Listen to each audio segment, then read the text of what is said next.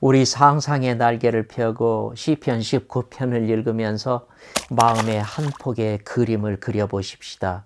시편 19편은 이렇게 시작합니다.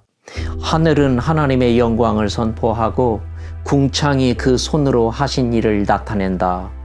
하늘이 하나님의 영광을 어떻게 선포한다는 걸까요? 또 궁창은 어떻게 하나님이 손으로 하신 일을 나타낼까요? 궁금하지 않습니까? 시인의 노래는 계속됩니다. 날은 날에게 말하고 밤은 밤에게 지식을 전한다. 언어도 없고 말씀도 없으며 들리는 소리도 없으나 그의 소리가 온 땅에 통하고 그의 말씀이 세상 끝까지 이른다. 낮과 밤이 서로 화답하며 하나님을 찬양한다는 겁니다. 언어도 없고 소리도 없지만 귀를 기울이면 낮과 밤의 소리가 들린대요. 그것들의 찬양 소리가 온 세상에 가득하다는 겁니다. 신비합니다. 언어도 없고 소리도 없는 낮과 밤의 소리를 시인은 어떻게 들었을까요? 본문 4절과 5절은 시인의 상상력의 절정입니다.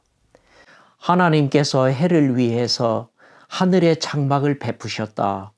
해는 그의 신방에서 나오는 신랑과 같고 그의 길을 달리기 기뻐하는 장사와 같아서 하늘 이 끝에서 저 끝까지 운행한다. 하늘에 떠 있는 태양의 모습을 보라는 겁니다. 하늘은 태양의 장막이라는 거예요. 떠오르는 태양은 잠에서 깨어 신방에서 나오는 신랑과 같고 하늘 이 끝에서 저 끝까지 달리는 마라톤 금메달리스트와 같다는 겁니다. 뜨고 지는 태양의 자태를 시인은 장엄하고도 역동적으로 노래합니다. 시편 19편은 다윗이 지은 시예요. 다윗이 어떻게 이런 문학적인 표현을 할 수 있었는지 놀랍지 않으세요? 그건 아마도 다윗의 삶에서 나왔을 거예요. 다윗은 어려서부터 양떼와 함께 들판에서 살았어요.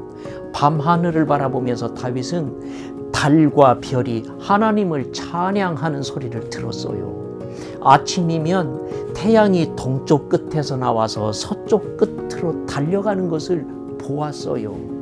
그때 다윗은 하나님이 하늘을 만드시고 낮과 밤을 만드시고 태양을 만드시고 그 모든 것을 운행하는 것을 보았단 말입니다. 그래요. 사람들은 피상적 세계만 바라보고 그것을 전부인 것처럼 생각합니다. 그러나 다윗은 피상적 세계의 배후에 계신 영원한 하나님을 보고 그분을 경외했어요. 사람들은 자연을 바라보면서 태양을 신으로 섬기고 달과 별을 신으로 섬깁니다. 하지만 다윗은 자연 속에서 그것을 만드신 하나님을 보았고 그분을 찬양했던 것입니다. 예배가 무엇입니까? 하나님의 위대하심에 최대의 경의를 표하고 그분을 높여드리는 것이 예배 아닙니까? 그러고 보면 다윗은 예배자였던 거예요. 형제자매님, 당신은 어떻습니까? 당신은 예배자입니까? 당신은 자신의 삶 속에 계시는 영원하신 하나님을 높여드리고 있습니까? 인생의 가장 중요한 목적이 무엇입니까? 우리의 신앙의 선배들은 이렇게 말했습니다. 하나님을 영화롭게 하고 하나님을 즐거워하는 것이 인생의 가장 중요한 목적이라고 말입니다. 그래요. 불신자는 자기를 위해서 삽니다. 자신의 영광과 자신의 즐거움이 불신자의 삶의 목표입니다. 그러나 크리스천은 자신이 아닌 하나님을 위해서 삽니다. 하나님을 영화롭게 하고 하나님을 즐거워하기 위해서 산단 말입니다. 이것이 크리스천과 불신자의 차이입니다. 그러면 우리가 어떻게 하나님을 영화롭게 하고 하나님을 즐거워할 수 있을까요? 여러 가지 방법이 있지만 그중 대표적인 것은 예배입니다. 예배란 하나님을 영화롭게 하고 하나님을 즐거워하는 행위를 가리키는 말이거든요. 자신을 한번 체크해 보세요. 나는 예배를 통해서 하나님을 영화롭게 하고 하나님을 즐거워하는지. 하나님은 우리 한 사람 한 사람을 가장 사랑하셔요. 나 한 사람을 우주의 모든 것보다 더 소중히 여기시니까요. 조용히 하나님 앞에 엎드려 보세요. 그러면 하나님의 속삭임이 들려옵니다. 얘야, 나는 너를 사랑한다. 세상 만물보다 너를 더 사랑해. 넌 알고 있니? 인간들의 사랑은 100년이면 끝이 난단다. 그러나 너를 향한 나의 사랑은 영원히 계속된단다. 나는 너에게 자신의 생명을 내어주었고 너를 내 아들로 삼았어. 나는 너와 함께 영원히 사랑을 주고받기를 원한다. 이 속삭임 속에서 우리는 자신이 왜 예배하는지 그 이유를 알게 됩니다. 하나님이 나를 얼마나 사랑하는지를 알 때 우리는 행복을 느끼고 자신의 존재 이유를 발견하게 되거든요. 그때 우리는 하나님을 찬양하고 그분께 사랑을 고백하게 됩니다. 이것이 예배입니다.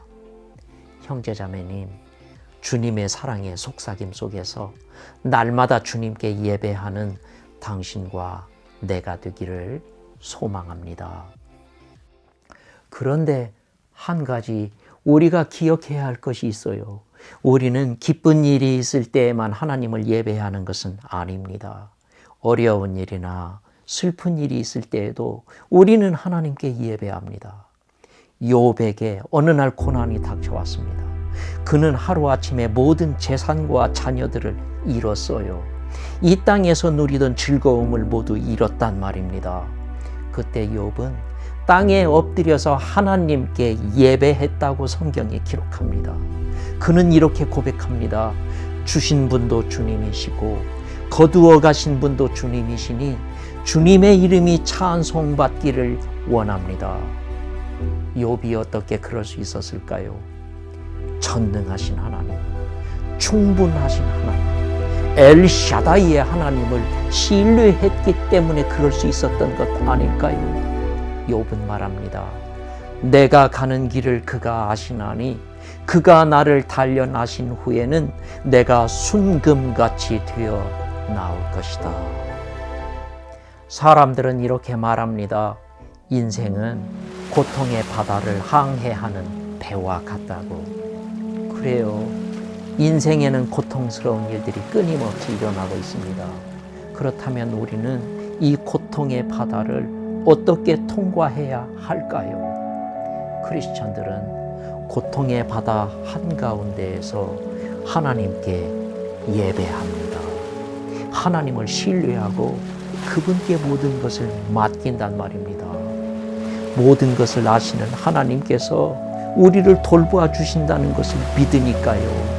모든 것이 합력해서 선을 이룬다는 것을 믿고 있으니까요. 형제자매님, 슬픔의 파도가 밀려오고 절망의 구름이 뒤덮을 때에도 전능하신 하나님을 신뢰합시다. 그리고 하나님께 예배합시다. 복음성가 중에 예배할 때 가장 행복합니다 라는 제목의 곡이 있습니다. 그 가사를 한번 들어보시겠어요? 숨이 찰 정도로 힘든 고난이 와도 눈물이 쏟아지는 슬픔이 와도 지금 이 순간이 마지막일지라도 마지막 순간에 나 고백할 노래 내 평생에 놓을 수 없는 마음속 깊은 곳으로부터 예배할 때 가장 행복합니다. 예배할 때 가장 행복합니다. 나를 구하시고 날 사랑하신 주님께 예배할 때, 이 찬양을 들을 때 우리는 스스로 물을 수밖에 없어요. 나는 예배할 때가 가장 행복한 예배자인가? 나는 행복한 마음으로 하나님께 예배하고 있는가? 우리가 세상에서 살아가는 동안 할 일이 많습니다. 내가 좋아하는 것들도 해보고 가고 싶은 곳에도 가보아야겠지요. 내가 사랑하는 배우자와 자녀와 친구를 위해서도 무언가 해야겠지요. 국가와 인류 사회를 위해서도 해야 할 일들이 있겠지요. 모두가 뜻있고 귀한 일들입니다. 그러나 그 중에 한 가지만 선택해야 한다면 당신은 무엇을 선택하시겠습니까? 나는 예배를 선택하겠습니다. 우리가 다른 아무것도 할 수 없다 해도 예배만 드릴 수 있다면 그것만으로도 하나님은 기뻐하시니까요. 내가 병들어서 하루 종일 침대에 누워 있어도 내가 아무것도 하나님께 바칠 것이 없는 빈털터리가 됐다 해도 심지어는 내가 감옥에 갇혀 있어도 내가 있는 그 자리에서 드리는 예배를 하나님은 기쁘게 받으시고 축복하십니다. 그런데 한 가지 슬픈 사실이 있어요. 우리가 굶주렸을 때에는 어떤 음식을 먹어도 맛있게 먹습니다. 그러나 배가 부르면 음식의 소중함이 느껴지지 않아요. 어떤 음식을 먹어도 맛있다는 생각이 들지를 않는 거예요. 지금 우리가 바로 그런 상태에 있는 것은 아닐까요? 우리는 지금 예배가 넘쳐나는 환경 속에서 생활하고 있습니다. 안방에서 TV나 컴퓨터를 켜면 교회에서 드리는 예배 실황을 얼마든지 볼 수 있어요. 언제 어디서든 내가 원하는 스타일의 예배를 선택해서 경험할 수 있어요. 예배가 너무나 편하고 쉬워졌어요. 그런데 정작 우리는 예배를 잃어버렸어요. 주일마다 예배를 드리지만 하나님을 향한 간절함이 없습니다. 예배에 거룩함이 없고 습관적 형식만 남아있을 뿐이에요. 우리의 가슴에 왜 기쁨과 감동이 없는 줄 아세요? 우리의 영혼이 왜 이렇게 무기력하고 메말라 있는지 아십니까? 예배를 잃어버렸기 때문에. 형제자매니 스스로에게 물어보세요. 나는 진정한 예배자인가? 나는 예배를 통해서 하나님을 영화롭게 하고 있는가? 나는 예배를 통해서 하나님을 즐거워하고 있는가? 이 질문들에 대해서 당신은 무엇라고 대답하시겠습니까? 이건 당신만의 문제는 아니고 목사인 나의 문제이기도 합니다. 설교를 준비하면서 나는 자신을 돌아보았습니다. 나는 성령에 감동된 예배를 드리고 있는가? 예배 드릴 때 내 마음에 기쁨과 평안이 있는가?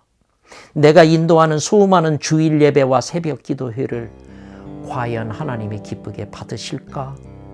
내가 만약 타성에 젖어서 아무 감동도 없는 형식적인 예배를 드리고 있다면 그것은 무엇 때문일까? 자신이 예배를 잃어버린 것만 같아서 전 괴로웠습니다. 고민 끝에 나는 결심했어요. 다시 시작하자. 기본에서부터 다시 시작하자. 먼저 진정한 예배를 회복하자. 우리의 삶의 기초는 예배에서 시작합니다.